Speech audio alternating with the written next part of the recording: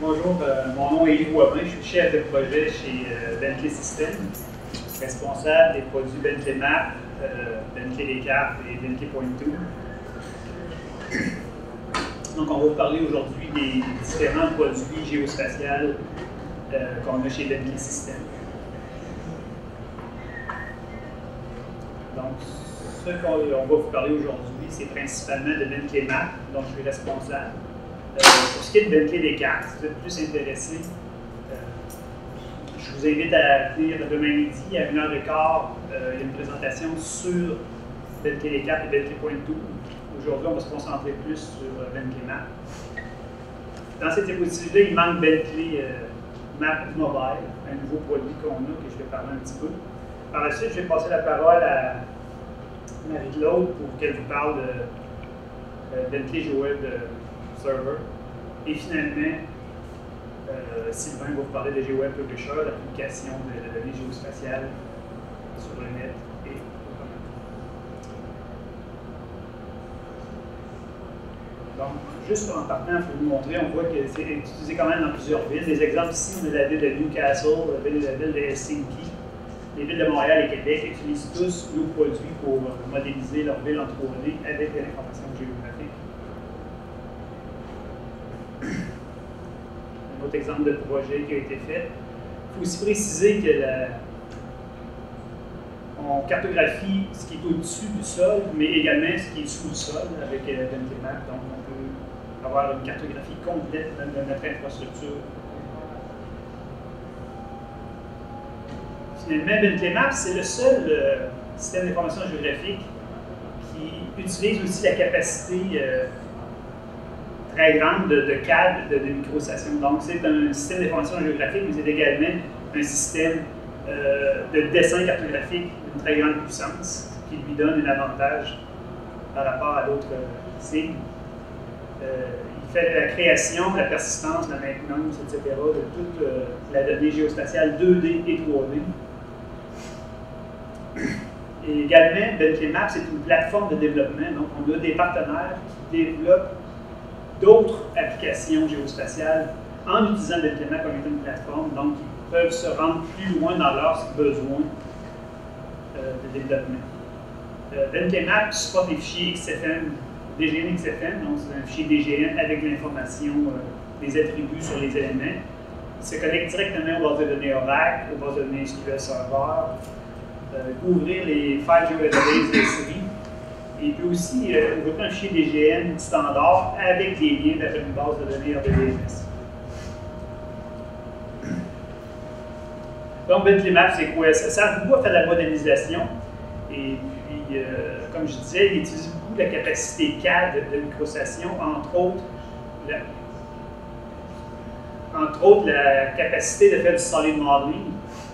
Donc, si j'ai dans cette vidéo-là, j'ai un lien vers une base de données Oracle, la donnée qui vient d'Oracle. Je peux aller voir ce bâtiment-là. Dans Oracle, il n'y a pas de solide, c'est une collection de faces. Mais on peut cliquer sur cette collection de faces-là et lui demander de faire automatiquement un solide. Là, présentement, je commence par locker ce building-là pour dire je veux l'éditer, donc il est locké dans la base de données. Là, en cliquant ici, je crée un solide à partir de l'ensemble de ces faces-là. Étant donné que c'est un solide, donc je peux faire du solid modeling, donc utiliser la capacité de micro-station pour faire de l'édition de solides. Donc, je fais l'édition que j'ai besoin, je vais agrandir ce côté-là, je vais agrandir ce côté. Et puis, une fois que j'ai fini mon édition, je peux également éditer les attributs de cet élément-là.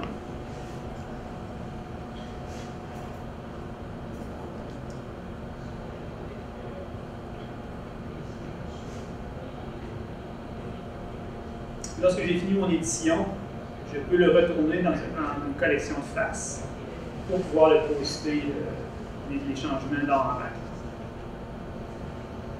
Faire cette même édition-là sans avoir un solide, ce serait énormément d'ouvrage. On est aussi capable de créer des textures à partir d'images photos standards. Donc, si on veut mettre des la texture de très haute définition sur des buildings. Il n'y a rien qui se fait vraiment automatiquement. Toutes les textures automatiques, c'est une qualité qui est moindre. Donc, on a des outils en utilisant Bentley Descartes. C'est la seule présentation aujourd'hui qu'on a de Descartes. Bentley Descartes est livré avec Bentley Map Enterprise. Donc, on peut isoler le building sur lequel on veut aller placer une texture. Donc, on peut se promener dans les rues, prendre notre appareil photo standard, prendre des photos des buildings et par après les appliquer sur le building. Donc, la première étape, c'est de faire un lien entre l'image et la surface sur laquelle on veut aller la placer. Une fois qu'on a dit que ces deux-là avaient un lien, je peux la modifier. On a différentes méthodes de transformation. Ici, on prend la méthode point, où c'est qu'on rentre un point de contrôle sur l'image et un point de contrôle sur la surface sur laquelle on veut aller placer la texture. Pour générer une texture de qualité sur le modèle.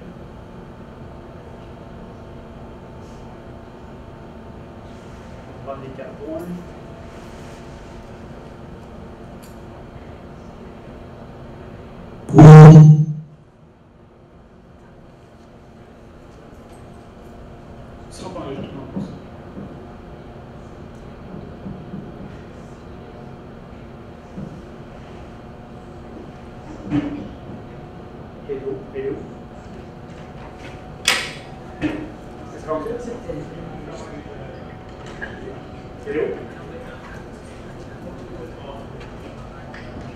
Quand même regarder l'image. C'est le résultat de Place Royale en bas lorsqu'on a placé des images. Les images qu'on voit là, c'est toutes des images que j'ai prises moi-même avec un appareil photo dans les rues et puis qu'on a placées sur les façades. Et puis c'est une personne a fait ça en, je pense, ça fait moins de 2 ou 3 jours, et puis il a réussi à faire toute Place Royale avec la photographie.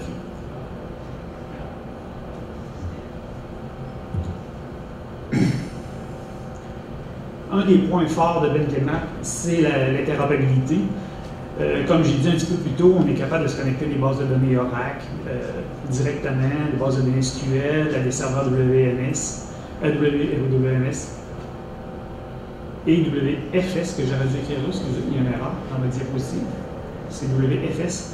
Et puis aussi au file geodatabase de SP. Donc, c'est une connexion directe, on a de la donnée, on fait nos éditions et on poste, donc on met à jour la donnée du côté serveur.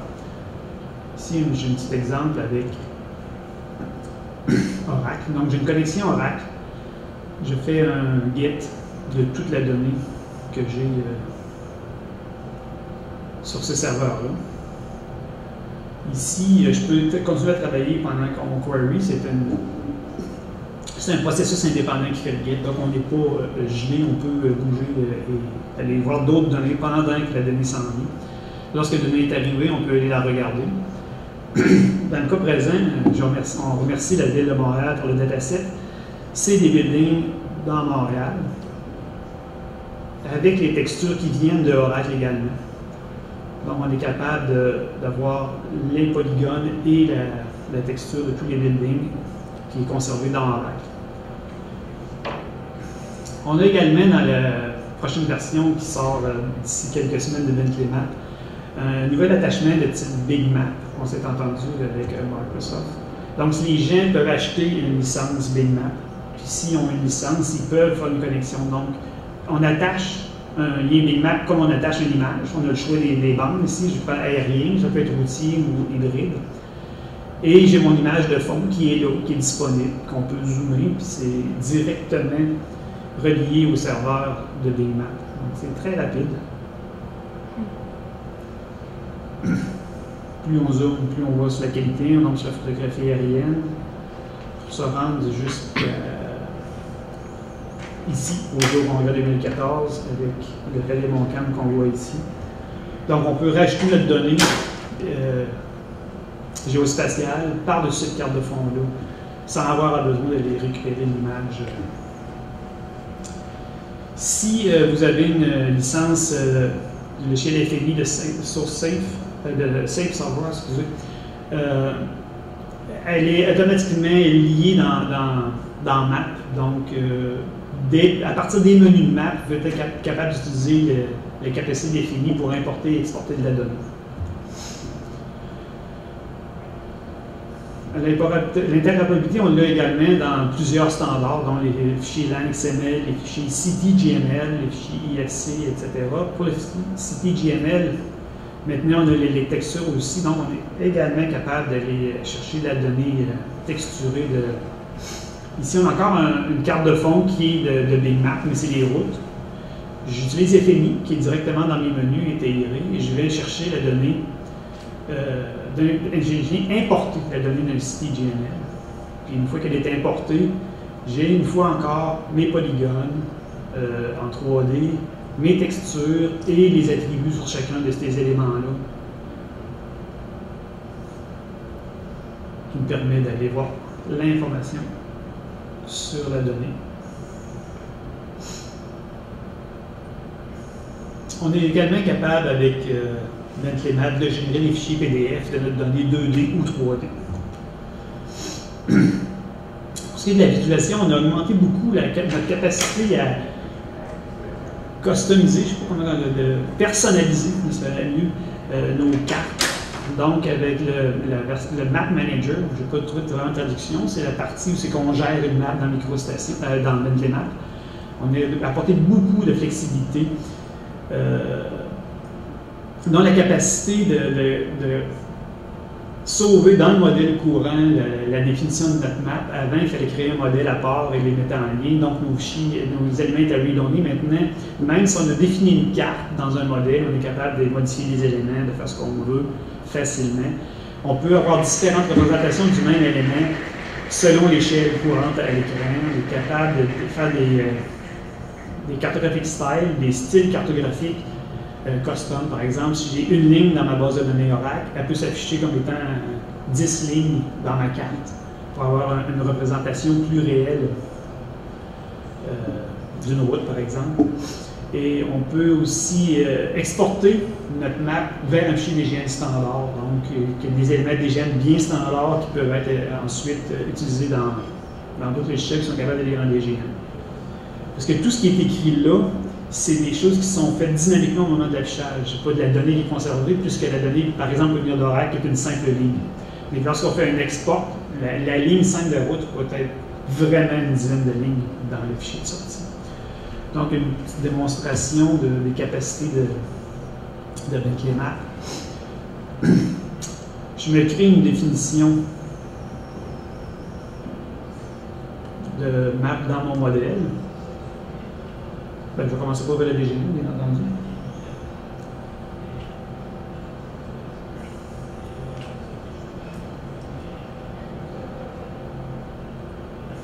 Ici, j'ai une très grande quantité d'informations de différentes couches, l'eau, les routes, les voies ferrées, les comtés, les villes. Donc, je suis capable de contrôler, selon l'échelle, de décider si je vais afficher ou non les comtés. Donc, je n'essaierai pas d'afficher les maisons quand je suis à une très grande échelle, mais plus je zoome, plus je vais avoir l'information détaillée. Par exemple, les routes ici, de loin, on voit des lignes rouges, mais si on zoome, on voit ici les cartographies style apparaître, qui est un ensemble de lignes différentes pour bien représenter la route. Dans le Map Manager, on est capable aussi d'allumer ou d'éteindre avec une bascule, n'importe quelle couche, ou même n'importe quelle information à l'intérieur d'une couche. Ici, pour chacun des townships, je pense des comtés, je crée une instance différente pour chacun des comtés, auquel je donne une couleur aléatoire pour bien les différencier à l'écran, et je vais les afficher seulement, par exemple, à une échelle 1 dans 40 000 jusqu'à l'infini. Donc, quand je vais zoomer out, je vais les voir. Quand je vais zoomer in, ils ne s'afficheront plus, on va voir l'information plus intéressante qui est en dessous de cette information-là, finalement.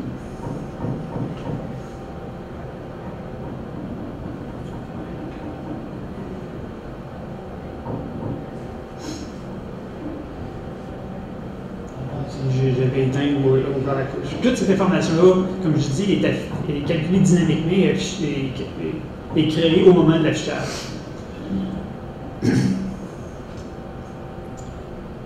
Et puis toutes les éditions qu'on fait, comme vous avez remarqué, s'affichent directement à l'écran aussi. Il n'y a pas besoin de faire de apply, de refresh. Tout est dynamique, même l'édition qu'on crée. On voit ici que j'ai 2 représentations différentes selon l'échelle. Donc c'est comme ça que c'est défini. On a défini 2 échelles. On définit sur chacune des échelles c'est quoi la symbologie de l'élément qu'on veut afficher. On peut aussi faire des analyses avec Bentley-Map comme des affichages thématiques, donc selon l'élévation, selon l'orientation, selon la pente. On peut faire des analyses d'ombre, des analyses d'ensoleillement ou des simulations d'inondation. Maintenant, on a Bentley-Map Mobile, qui est un nouveau produit qu'on vient de sortir, qui permet d'avoir un accès très rapide à l'ensemble de votre données sur le terrain. Donc, vous partez avec votre tablette. C'est une place que vous n'avez pas accès à Internet, vous êtes capable de travailler en mode déconnecté, de faire une recherche, une révision de l'ensemble de votre information géographique sur votre tablette. La publication se fait avec une application gratuite à partir de différents de nos produits chez Bentley. Donc, les extensions pour Bentley Map Enterprise, pour Bentley Communication, pour Utility Designer. L'ensemble de ces produits-là peuvent installer l'extension et créer une publication qui peut être affichée sur une tablette. Sur le terrain. Donc cette première vidéo-là montre rapidement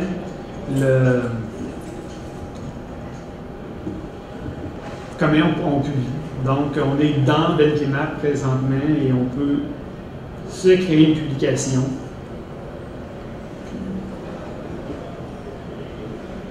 Lorsque la publication est créée, on voit l'ensemble des features qui sont disponibles présentement dans Map. Donc, on choisit quelles features qu'on veut envoyer dans la publication, l'ordre d'affichage de ces features-là, et aussi les attributs. On n'est pas, s'il y a des attributs qui ne nous intéressent pas dans ce chantier, on n'a pas besoin de les exporter pour mettre le fichier au minimum.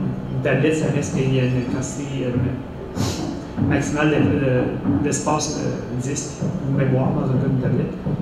Donc, on a un contrôle total sur la publication et lorsqu'on fait publier, donc on a créé un fichier iModel qui peut être ouvert sur notre tablette en allant sur le terrain pour faire l'inspection d'un bâtiment ou d'une route ou peu importe c'est quoi le projet.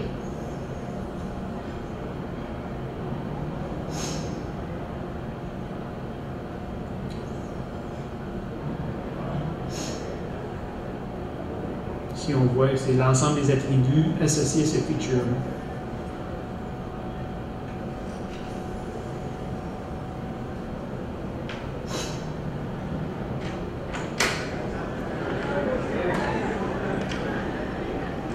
La définition de projet, vous pouvez également la sauver. Donc, si vous voulez recréer le même projet à partir de la donnée mise à jour, vous avez juste à ouvrir le projet et refaire Publish pour recréer une donnée à jour, une publication à jour de votre donnée géospatiale. Donc, cette partie-là, c'est la partie de connecteur gratuite qui peut être installée sur différents de nos produits. Et puis ensuite, l'autre vidéo. Il n'était pas en envers hier soir. Excusez. Va tenir le projecteur en envers. C'est la tablette, je l'ai tenue en envers. C'est ce que vous voyez sur votre tablette. Donc, c'est la donnée géospatiale. Il y a moyen de cliquer sur une ligne, d'avoir les attributs de cette ligne-là. Il est doublement en envers. Il est doublement en miroir. C'est impossible à lire.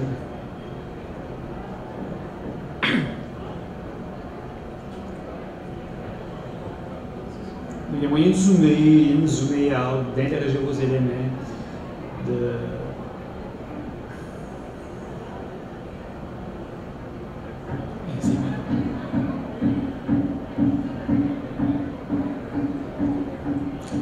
c'est plus mélanger d'autres choses. En tout cas, vous comprenez un peu l'idée et le besoin qui est de plus en plus criant d'avoir cette information-là sur le terrain.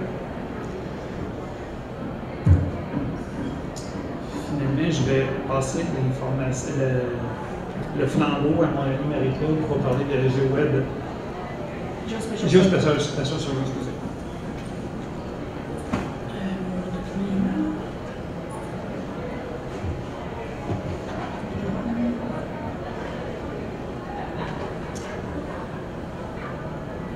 Bonjour, mon nom est Marie-Claude Dubé, je suis chef de produit chez Bentley. Je suis responsable de 3 produits, ProjectWise Géospatial et puis les connecteurs pour Oracle Spatial et pour ArcGIS également. Aujourd'hui, je vais vous parler de Géospatial Server. Qu'est-ce que c'est? En fait, c'est un regroupement de produits qui permet de répondre à des besoins géospatiaux en termes de gestion documentaire, en termes d'indexation et de recherche spatiale de la donnée. Et puis ça permet d'intégrer aussi les deux mondes, le monde GIS et le monde du CAD. Ça permet également d'éditer la donnée spatiale qui provient des différentes bases de données. Donc pourquoi utiliser Géospatial Server? En fait, c'est pour avoir une intégration de toutes vos données, peu importe le format, dans un environnement sécuritaire. Donc l'information est centralisée dans un environnement sécuritaire pour pouvoir partager la donnée, soit à l'intérieur de l'organisation, soit avec des organisations externes aussi. Pour pouvoir donner accès, par exemple, à des consultants qui travaillent sur un projet spécifique, de leur donner accès seulement à l'information dont ils ont besoin pour faire leur travail. Ça permet la création, la gestion et encore une fois le partage de la donnée dans un environnement multidisciplinaire. Donc, chacun des intervenants peut utiliser les logiciels de leur choix parce que la donnée qui est originale est conservée de façon originale. Il n'y a aucune conversion de la donnée qui est faite. Et puis pour une intégration avec Oracle Spatial et puis Esri ArcGIS, ici on parle de ArcGIS Server aussi. Donc un des premiers atouts, c'est de pouvoir avoir une vue géospatiale de l'information. Donc toute l'information qui est conservée dans le système de gestion documentaire, dans ProjectWise, peut avoir une représentation géographique. Donc que ce soit des projets ou des répertoires. C'est comme par exemple ici on voit 3 projets qui sont représentés sur la carte, donc c'est plus facile de retrouver l'information.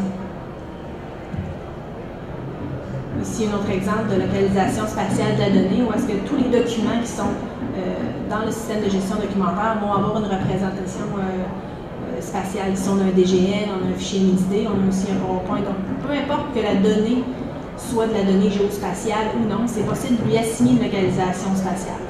Donc, encore une fois, c'est facile de retrouver, par exemple, tous les documents qui se réfèrent à un projet spécifique. On peut faire des requêtes avec des critères géospatiaux.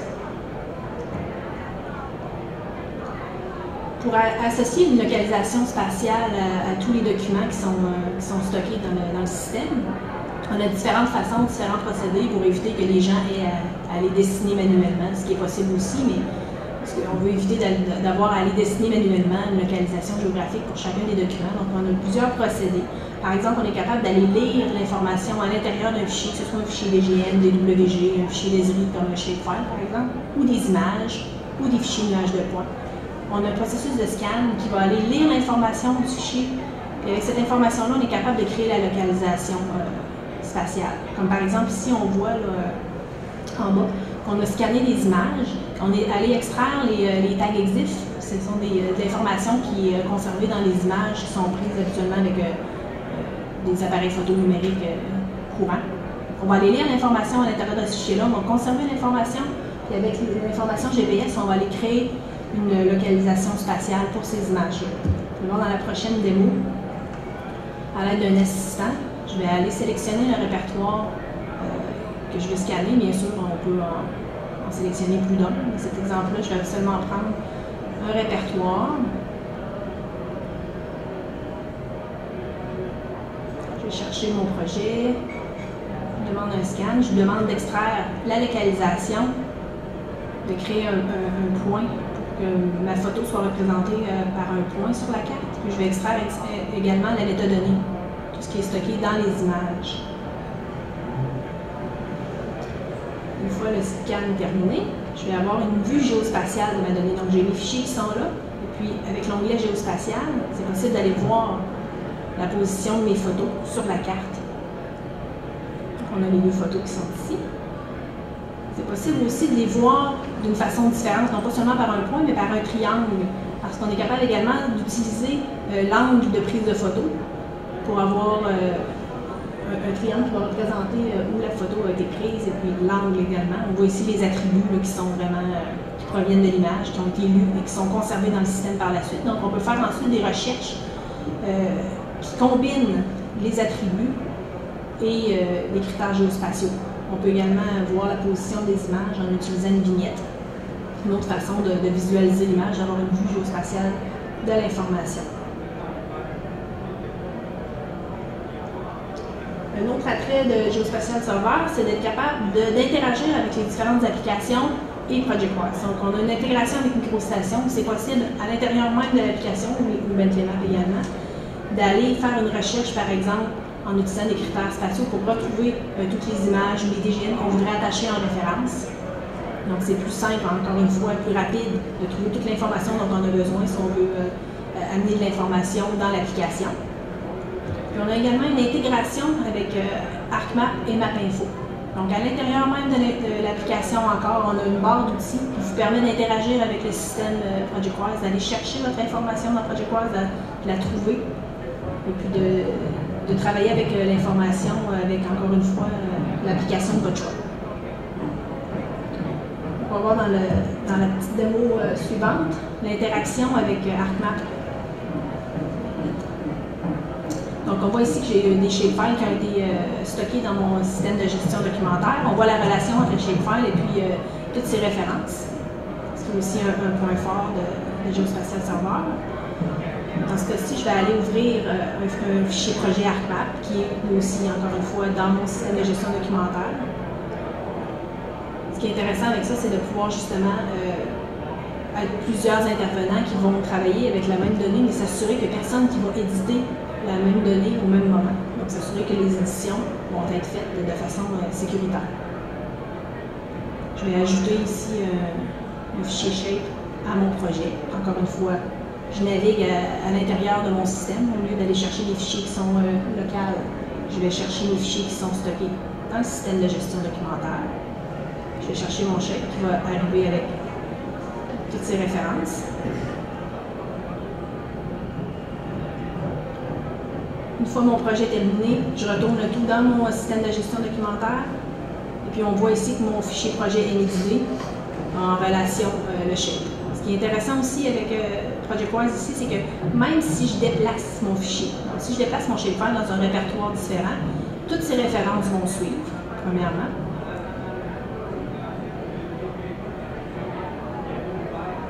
Et puis pour ce qui est de mon projet, la référence est toujours bonne. Alors que souvent, si on a des fichiers shapefile qui font partie d'un projet, comme dans un NXD, puis qu'on déplace les fichiers après, si on réouvre le NXD habituellement, les shapefiles ne sont pas retrouvés. Dans ce cas-ci, il n'y a aucun problème. Le lien est conservé. On supporte également les Personal Geodatabases d'Esri, donc c'est possible d'aller ouvrir ce type de fichier-là. La prochaine version va également supporter les files Geodatabases d'Esri. Encore une fois, si on travaille dans notre session ArcMap ou dans MapInfo, on fait nos modifications nécessaires, on travaille sur notre projet, on retourne le tout dans le système de gestion documentaire, tout est mis à jour automatiquement. Mon fichier NXD a maintenant 2 références.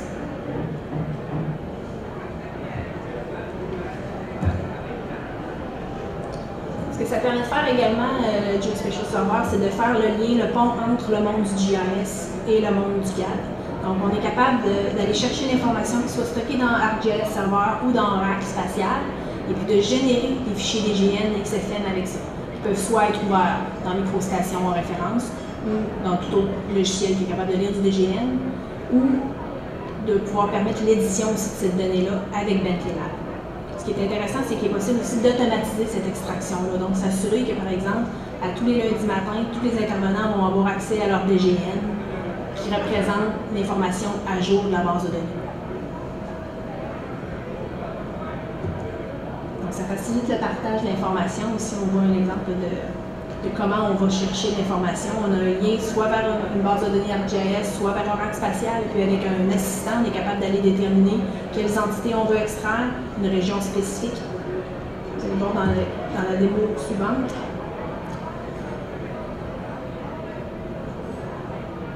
Démo suivante. Si je vais redémarrer.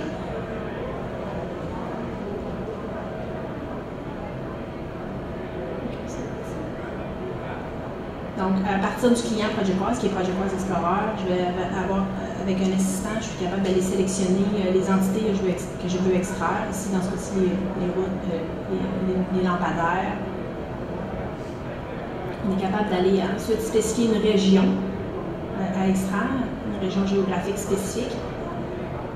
Il est possible aussi de générer un ou plusieurs fichiers. Donc, dans ce cas-ci, je vais générer une grille de 9 documents. Donc, encore une fois, pour le partage des données, ce qui est très utile, c'est s'assurer que chacun des intervenants va avoir sa région d'édition pour éviter les conflits lors du retour des changements dans la base de données. Donc, si je vais créer une grille de 3 par 3, on va se retrouver avec 9 fichiers DGN. On peut reprojeter la donnée également, donc on choisit le système de coordonnées dans lequel les DGN vont être créés. Donc, peu importe dans quel système de coordonnées la donnée est stockée dans les bases de données, on est capable de reprojeter la donnée. Donc, on a beaucoup de clients qui stockent leurs données dans un système de coordonnées X, et puis dépendamment des projets auxquels ils ont à travailler, ils vont reprojeter la donnée. Donc, si on se retrouve avec 9 fichiers DGN qui ont une représentation cartographique sur la carte, on a de la symbolisation thématique aussi, donc on est capable de voir ces documents-là de différentes façons selon les attributs. Comme par exemple, ici, c'est selon le progrès de l'extraction. On peut créer une symbolisation thématique de ces documents-là à partir de n'importe quel attribut des documents ou des projets dans le système de gestion documentaire. Comme je le disais, avec Bentley Map, c'est possible, une fois que ces DGN-là sont créés, de les ouvrir dans Bentley Map, d'éditer la donnée et puis de retourner les changements dans la base de données. Et puis, tout ça est fait en respectant la sécurité de la base de données puis le modèle de données également. On s'assure qu'il y a un schéma qui est créé qui représente le schéma de la base de données. Donc, on évite de retourner des trucs, des entités dans la base de données qui ne seraient pas conformes à la définition du modèle. Dans la démo ici, j'ai un fichier DGN qui a été créé, encore une fois, avec l'assistant. Je l'ouvre dans Bentley Map. Donc, c'est possible d'aller voir les attributs de chacune de ces entités-là. On travaille ici aussi, on peut travailler en mode déconnecté. Donc, un projet pourrait s'étaler sur plusieurs semaines, plusieurs mois. On pourrait travailler avec nos DGN, monter notre projet, puis à la fin du projet, retourner l'information dans la base de données. À ce moment-ci, on n'est pas connecté avec la base de données. Donc, par exemple, si je change l'attribut d'une des entités, je vais changer son nom. On peut changer, bien sûr, les géométries. On peut en créer de nouvelles entités également. Ici, je vais simplement enlever un bout de roue, là, une erreur, un bout de roue qui tombe dans l'eau, pour ensuite retourner l'information à la base de données. Parce que si l'information vient de ArcGIS, donc, je retourne l'information à la base de données.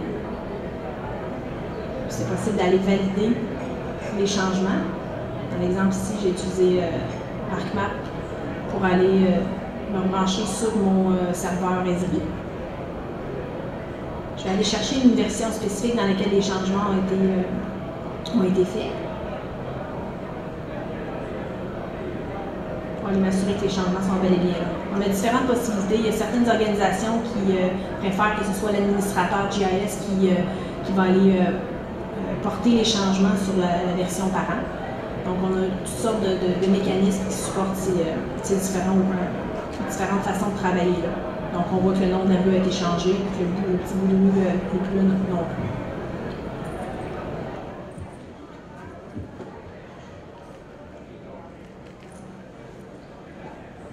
Bonjour, mon nom est Sylvain Roberge. Je suis chef de produit pour les solutions géospatiales serveurs chez Bentley. Le produit pour lequel je vais vous parler aujourd'hui, c'est Bentley GeoWebPublisher. Qu'est-ce que GeoWebPublisher? Eh bien, c'est tout d'abord et avant tout un WebGIS. C'est un serveur de cartes performant et facile à déployer, qui intègre la donnée géospatiale et non géospatiale provenant de différentes sources. Il offre des outils avancés et faciles d'utilisation pour la création et la maintenance de vos cartes et de vos sites web, évidemment. Ceux-ci, les sites web, offrent des outils, évidemment, de navigation cartographique de base. On a aussi des outils pour la recherche, l'analyse, la création de rapports, et aussi l'édition de la donnée provenant de différentes sources, dont les bases de données spatiales. Il est aussi évidemment conforme aux normes OGC, puisque Joa Publisher est serveur WMS et WFS, mais aussi client WMS et WFS. Il existe différents niveaux d'interaction avec les sites web de type GIS. Le premier niveau, évidemment, c'est la navigation sur la carte. On offre des outils pour se déplacer, pour naviguer dans la carte, mais aussi des outils beaucoup plus complexes pour afficher et sélectionner les différentes couches.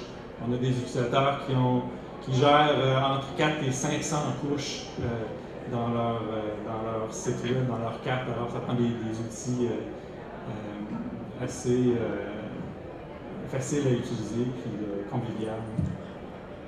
Le deuxième niveau d'interaction passe par la recherche et la localisation d'objets sur notre carte. Alors, si on a un exemple, on recherche les rues et on veut la localiser sur notre carte.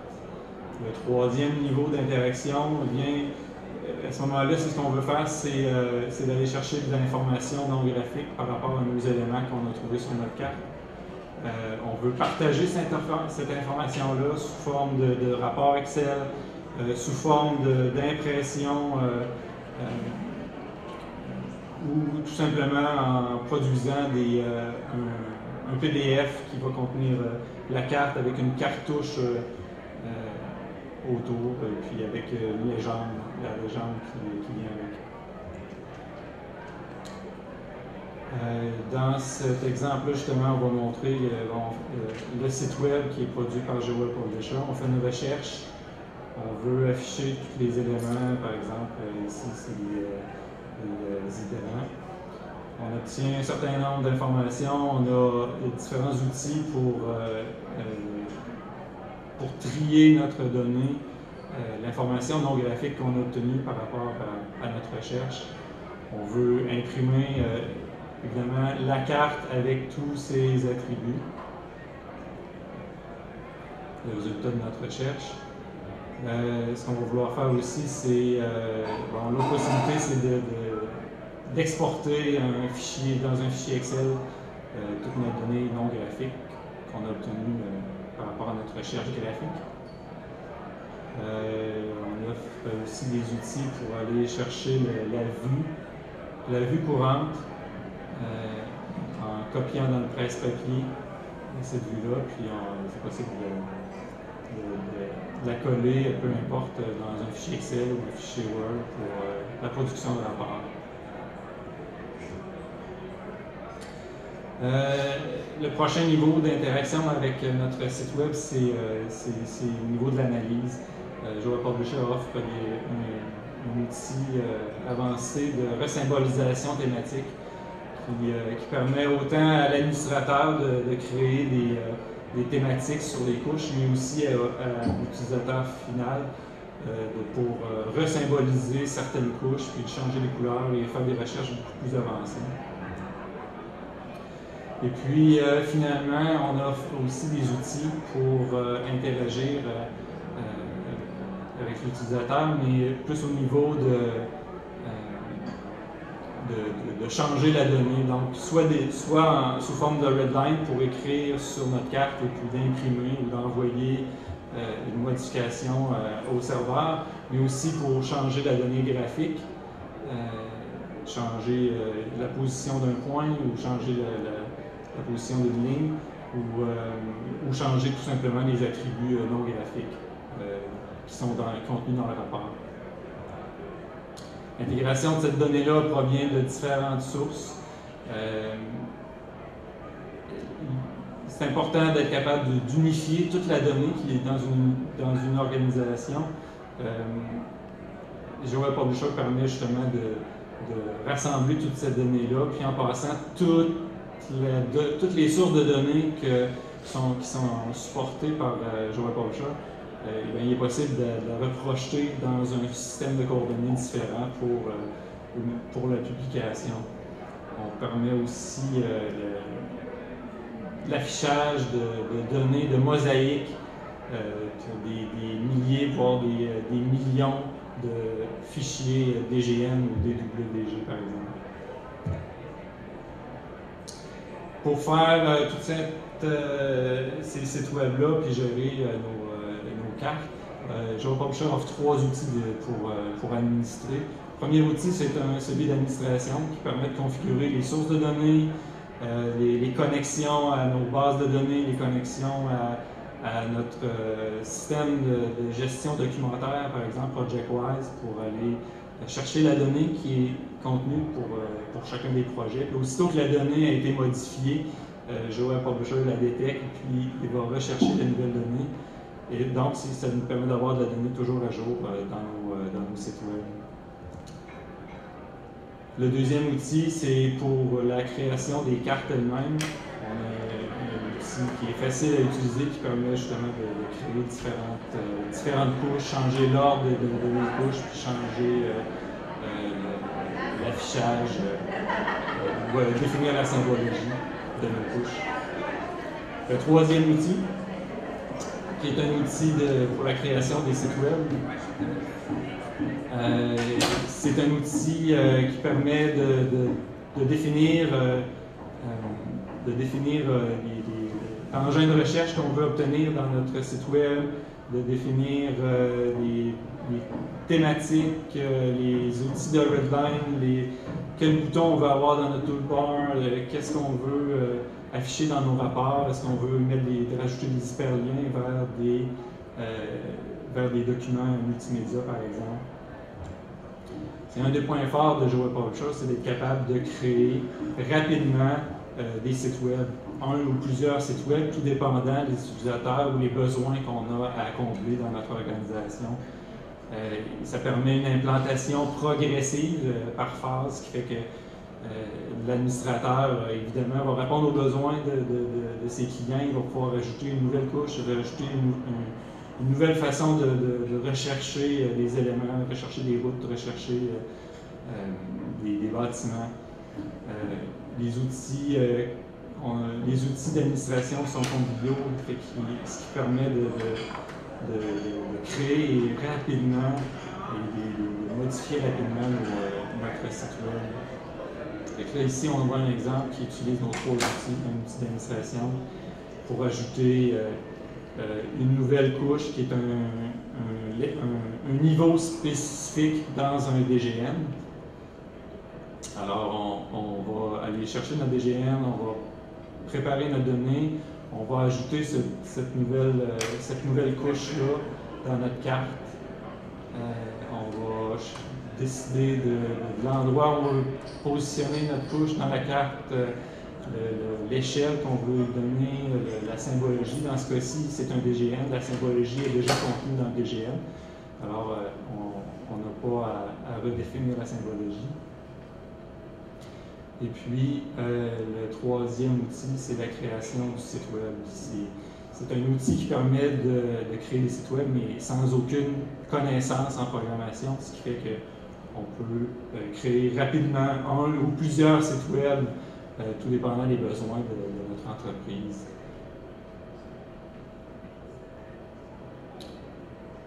On peut ajouter des hyperliens, on peut ajouter différentes informations, on peut ajouter le logo de notre entreprise, puis encore une fois, sans aucune ligne de code.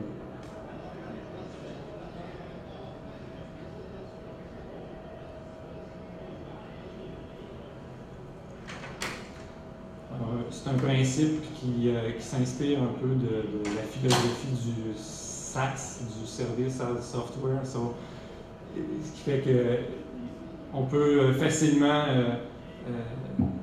générer ou choisir l'information qu'on veut afficher, puis on produit en fait des services pour notre organisation. On a vu ici qu'on a ajouté une nouvelle couche en l'espace de 2 minutes environ. Un des points forts, je l'ai mentionné tout à l'heure, de GeoPublisher, c'est de pouvoir publier la donnée avec la fidélité au DGM et au DWG. Nos organisations investissent beaucoup de temps et d'argent pour créer de la donnée de qualité. Le but, c'est de la rendre disponible à toute l'organisation sans perdre l'information graphique qui est parfois cruciale. Alors, Joel Publisher permet de publier cette donnée-là. Ici, on voit un exemple du système de gestion de signalisation de la ville de Madrid pour toute la donnée, toutes les pancartes. Puis, dans ce cas-ci, ce sont des DWG. On parle de milliers de fichiers DWG qui sont publiés avec Joel Publisher de façon très rapide dans un site web. Joel Publisher offre aussi la publication 3D de vos modèles numériques. Tout modèle numérique qu'on a dans la microstation des produits Bentley, on produit une espèce de panorama, un cube qui représente des images de nos modèles 3D, ce qui fait qu'on peut se déplacer dans notre carte, sélectionner un élément sur notre carte qui représente une bulle, un panorama. On choisit on sélectionne cet élément-là pour visualiser la donnée 3D qui a été produite. Ici, on voit sur la donnée de la ville de Québec, Place Diouville, la donnée numérique. On peut aller naviguer sur notre carte et aller choisir différents panoramas en 3 dimensions.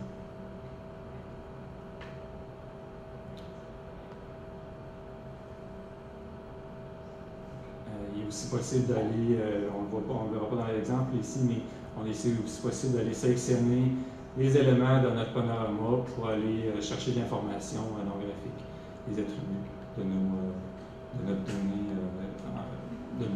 notre donnée 3D. On va se déplacer un petit peu. Là, dans l'exemple ici, on a simulé on a simulé de nouveaux panoramas, là, mais on va voir qu'on est aussi capable d'afficher des nuages de points dans notre panorama 3D. Donc, des nuages de points, de la donnée qui prend énormément d'espace disque et qui est publiée sur le web de façon très rapide et facile.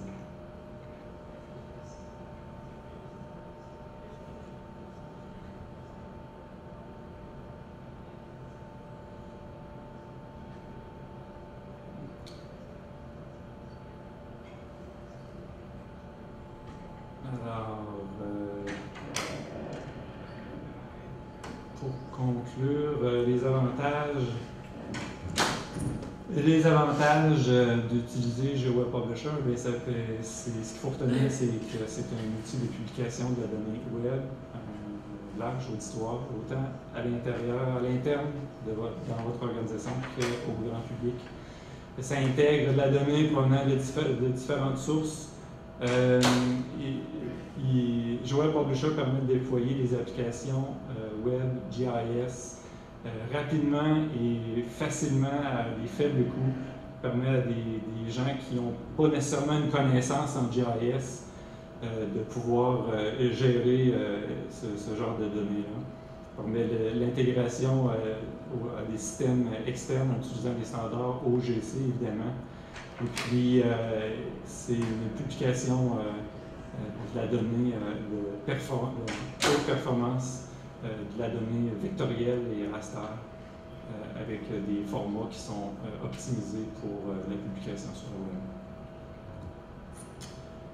Je vous remercie beaucoup. Si vous avez des questions, soit sur Joel Publisher ou les autres produits, Bentley App et Joel Spatial. Merci.